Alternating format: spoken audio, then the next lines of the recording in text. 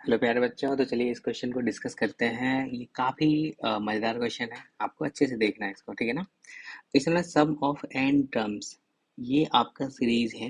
इन सारे टर्म्स का सम, मतलब एन टर्म्स का सम, वो कितना दे रखा है? बोल रखा है n into n plus one whole square upon two. लेकिन ये बोल रखा है तब इसके इक्वल होगा जब एन आपका क्या हो, इवन हो, ठीक है ना। मतलब एन अगर इवन है तो ये सम इसके इक्वल आएगा। जैसे यहाँ पे एन इवन है यानी कि दो टर्म्स है, तो यहाँ पे अगर टू रख दोगे एन का वैल्यू तो उसके सम के इक्वल होगा। एन अगर मतलब फोर ले लें तो यानी कि चार टर्म्स का सम, तो इक्वल एन का वैल्यू इसमें फोर रख दोगे तो इसके सम के इक्वल आएगा। तो यानी कि यहाँ पे जो एन है वो अपना क्या है भाई, इवन है। ओके, उसका सम गिवन है।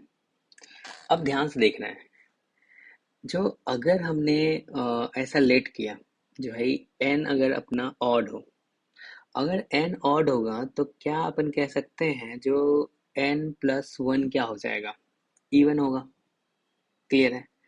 तो n प्लस वन इवन होगा जब n आपका क्या हो, ऑड है। तो अपने को पता है भाई ये n प्लस वन अपना इवन है, तो हमने इसी सीरीज में, ठीक है ना, क्योंकि ये इवन के लिए तो डिफाइन है ना। अगर आपसे पूछा जाता, मैं अगर यहाँ पे बोल दूं जो है लेट m इज इवन, तो क्या ये एस m जो है किसके इक्वल होता, m into m plus one square upon two के इक्वल होता है, ठीक है ना। अब सोचो, अभी यहाँ पे हमने बोला जो n प्लस वन क्या है, इवन है। ऐसा इवन तब होगा जब n आपका क्या हो, ऑड हो। तो इसके प्लेस पे, यहाँ पे m के प्लेस पे क्या मैं n प्लस वन रख सकता हूँ? बिल्कुल। तो ये क्या आ जाएगा, n प्लस वन, और यहाँ पे भी लिख दोगे n प्लस वन बाय का होल स्क्वायर अपॉन टू। तो ये कुछ कैलकुलेट करोगे तो ऐसा आएगा। अब ध्यान से देखना, यहाँ पे जो n है आपका, अ, अपन जो ये अप्लाई कर रहे हैं इसमें n आपका क्या है, अभी जो मान रहे हो आप, n ऑड मान रहे हो। अगर n ऑड मान रहे हो तो n प्लस वन क्या होगा आपका, इवन होगा, ठीक है ना। ये क्लियर है, इसमें कोई दिक्कत नहीं है। अब सोचो तुम, इस वाले में हमने हमें जो फाइंड करना है वो किसके लिए, जब n ऑड होगा तो सम क्या आएगा वो फाइंड करना है आपको, ठीक है ना। क्लियर है। तो हमने क्या किया इस वाले पार्ट में, जो है ये तो पता है इवन के लिए, और यहाँ पे ये ऑड है।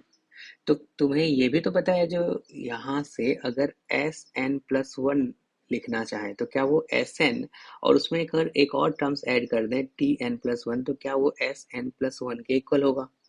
बिल्कुल होगा। हमें जानना तो है, एस एन जानना है, ठीक है ना।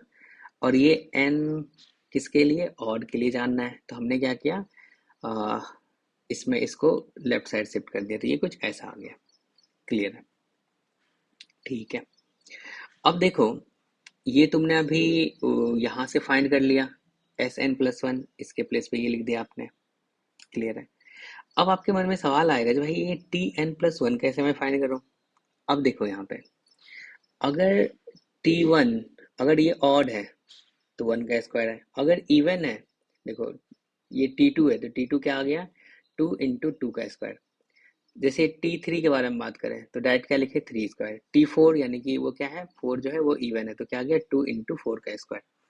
अगर n प्लस वन आपका यहाँ पे इवन है तो क्या ये two into n plus one का स्क्वायर आएगा? बिल्कुल आएगा। तो अब यहाँ से आप इसको कैलकुलेट कर लीजिए। इसमें हमें क्या दिखा, हमें दिखा यार ये n प्लस वन और यहाँ पे भी n प्लस वन का स्क्वायर दे रखा है, तो मतलब एक n प्लस वन हम लोग कॉमन ले सकते हैं। हमने कॉमन ले लिया, तो ये क्या आ गया, n प्लस टू का whole square upon two into, sorry, minus two times n plus one. अब इसको कैलकुलेट करने के बाद कुछ ऐसा आ रहा है। और ये एस एन जो मिला है किसके लिए मिला है, जब n अपना क्या है, ऑड है, ठीक है ना। और इवन के लिए तो अपने को दे ही रखा था। क्लियर है। एक बार मैं फिर से रिपीट कर देता हूँ, आप अच्छे से ध्यान दे दीजिएगा। अपने को दे रखा है इन n टर्म्स का सम जो है वो इसके इक्वल है, लेकिन वो तब है जब n आपका क्या है, इवन है। अब आपको फाइंड क्या करना है, n ऑड के लिए फाइंड करना है, ठीक है ना। तो पहला काम क्या किया आपने, जो चलो इसको एन एन बार बार यूज हो रहा है तो हमने m लिख दिया। एस एम यानी कि एम जब इवन होगा तो सम यही होगा, इसी में हमने एम एन को एम से रिप्लेस कर दिया। अब हमने ऐसा माना भाई रिलेशन लाने के लिए, जो एन अगर अपना ऑड होगा तो एन प्लस वन तो अपना इवन होगा, और इवन के लिए अपने को पता है सम, तो हमने यहाँ पे एन प्लस वन रख दिया एम के प्लेस में, ये आ गया। अब दूसरा कॉन्सेप्ट क्या है हमने यूज किया, जो सोचा अच्छा ठीक है भाई एस एन प्लस वन को क्या मैं S n plus T n plus one लिख सकता हूँ। तो यहाँ से क्योंकि एन अपना ऑड है, वही जानना है एस एन, तो हमने एस एन इक्वल्स टू क्या लिख दिया, S n plus one minus T n plus one. Clear है। अब सोचो एन प्लस वन तो तुम्हारा इवन है। अब तुमने ऑब्जर्व किया भाई जब भी इवन आ रहा है उसमें टू से मल्टीप्लाई हो जा रहा है और उसका स्क्वायर हो जा रहा है, तो हमने यहाँ पे two into n plus one का होल स्क्वायर लिख दिया, ये क्या आ गया, एस एन आ गया। अब इसको कैलकुलेट करोगे देन ये आपका आंसर आएगा, तो ये आ गया n square into n plus one upon two, तो n square into n plus one upon two, यानी कि थर्ड ऑप्शन जो है आपका वो करेक्ट है। ओके।